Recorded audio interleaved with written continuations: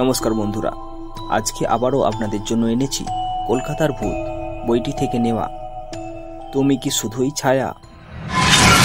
সেকালে কলকাতার সুপ্রিম কোর্টে sir Antony ও sir Arthur বুলার নামে দুজন জজ ছিলেন। স্যার আর্থার ও তার ভাই চার্লস আবার ছিলেন টমাস কারওয়েলের ছাত্র।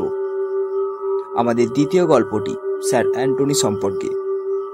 স্যার অ্যান্টনির স্ত্রী এবং পরিজনবর্গ ইংল্যান্ডে ছিলেন।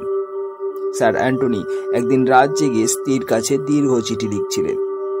হঠাৎ চোখ তুলতেই দেখলেন তার স্ত্রী দরজার কাজ ঘেঁষে দাঁড়িয়ে আছে। জজ সাহেব চমকে উঠলেন, চেয়ার ছেড়ে এগিয়ে যান স্ত্রীর দিকে। স্ত্রীর ছায়া শরীর এক পা দুপা করে পেছনে হাঁটতে হাঁটতে অবশেষে মিলিয়ে যায়। স্তম্ভিতের মতো জজ সাহেব আবার এসে বসলেন চেহারে। চিঠির বিষয়বস্তু মাথা থেকে প্রায় হারিয়ে গেছে।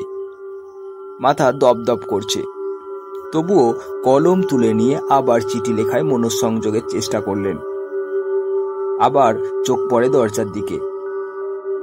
দেখেন ছায়ামূর্তি দরজার কাছে দাঁড়িয়ে বিষণ্ণ চোখে তার দিকে তাকিয়ে আছে। স্যার অ্যান্টনি আর থাকতে পারেন না। স্ত্রীর নাম ধরে ডেকে দৌড়ে যান ছায়ামূর্তির দিকে। ছায়ামূর্তি আবার পিছনে হাঁটতে হাঁটতে শূন্যে মিলিয়ে যায়। কিছুক্ষণ বাদে চাকর বাকররা এসে দেখে স্যার অ্যান্টনি অজ্ঞান হয়ে পড়ে আছেন।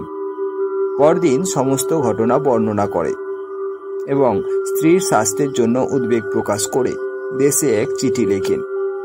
চিঠিটি পারিবারিক দলিল হিসেবে বুলারদের গৃহে রক্ষিত আছে।